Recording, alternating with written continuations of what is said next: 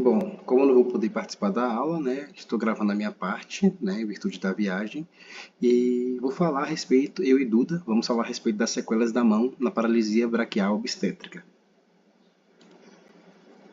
Ela vai explicar muito bem sobre a classificação de Raimond, né, e após essa explicação, eu falo sobre as principais apresentações que a criança pode ter quando ela tem uma deformidade da mão. Varia muito de criança para criança, né, e depende muito da recuperação espontânea que ela vai ter. Por quê?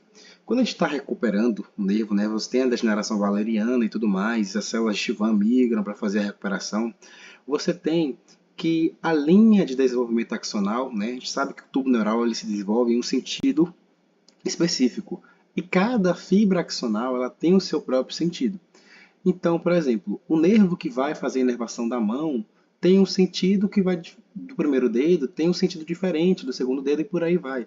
Então acaba que quando você tem um processo de reinervação errático, o sentido ele não é o mesmo e acaba que as fibras elas seguem sentidos que são distintos do que era para ser seguido e a partir disso você tem uma inervação inadequada.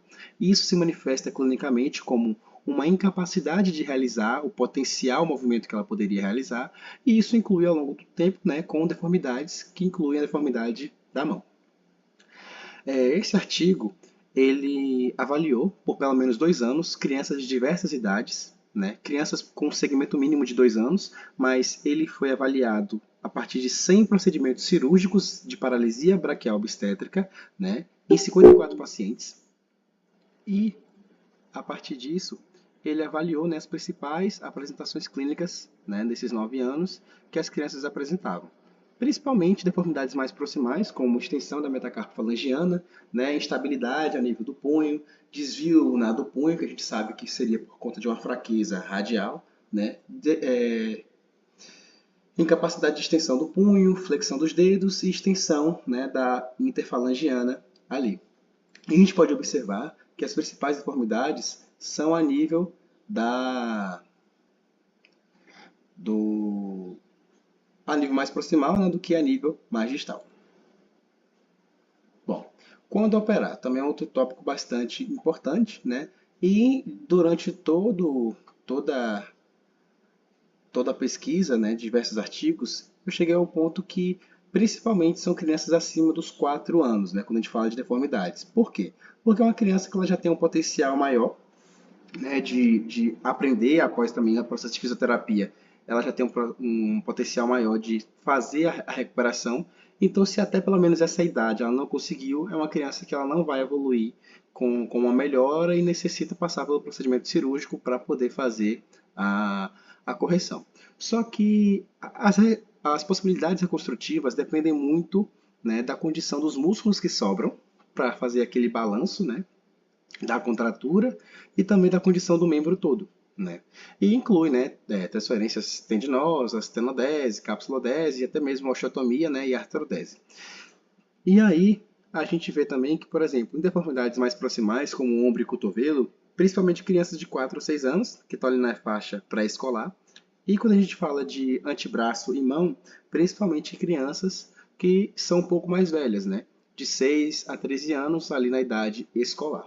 E isso eu vou explicar no próximo slide. Em questão de prioridade reconstrutiva, né, ainda continuando nessa parte de quando operar, a gente vê que adultos é aquilo que a gente já viu. Primeiro cotovelo, depois ombro, depois mão. Sendo que a mão a gente consegue algo às vezes mais rudimentar, né? Porque a gente não consegue uma função muito boa. E em crianças isso muda, quando a gente fala de transferências de procedimentos primários, como transferência nervosa. Porque a mão da criança é o principal aspecto que a gente tem que recuperar, né? Até mesmo por conta da pinça, do grasp, né, da pegada. E isso por quê? Porque a criança ela tem uma maior neuroplasticidade, então você aproveita logo para fazer a recuperação da mão, que seria algo mais rudimentar no adulto, né? E também a questão de dificuldade, complexidade de movimentos é muito maior, né? Neuroplasticidade, a distância também é menor, então você se aproveita disso, porque o adulto tem um membro muito maior, então a distância do nervo é maior para fazer a recuperação. E acaba que isso contribui para que você tenha uma maior probabilidade de ter algum erro nessa reinervação. Na criança, a distância é menor, então você consegue, né, recuperar isso de uma forma muito melhor, né, mais eficaz, mais eficiente, e você tem essa capacidade regenerativa que é, né, potencialmente maior na criança. Só que quando a gente fala de procedimentos secundários, né, como por exemplo para correção de deformidades, a gente muda um pouco a ordem, né, é algo mais individualizado. Por quê? A gente vê que crianças, né, como eu falei no slide anterior, ombro e cotovelo você recupera ali, se você opera entre 4 a 6 anos, antes de antebraço e mão, de 6 a 13 anos. Por quê? Porque geralmente os músculos mais proximais, ombro e cotovelo, em comparação a antebraço e mão, eles recuperam mais cedo, né? E mais completamente do que músculos distais. Então você aproveita para recuperar logo que tem o potencial de recuperar, entendeu?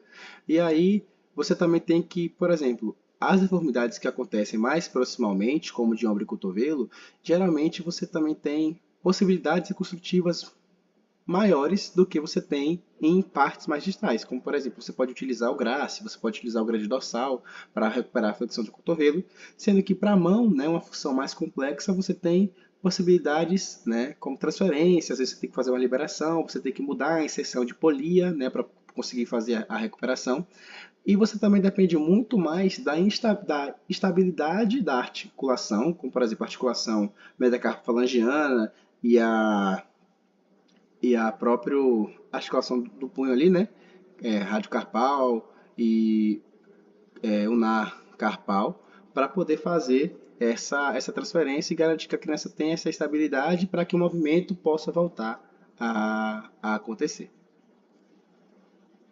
Essas foram as referências e obrigado.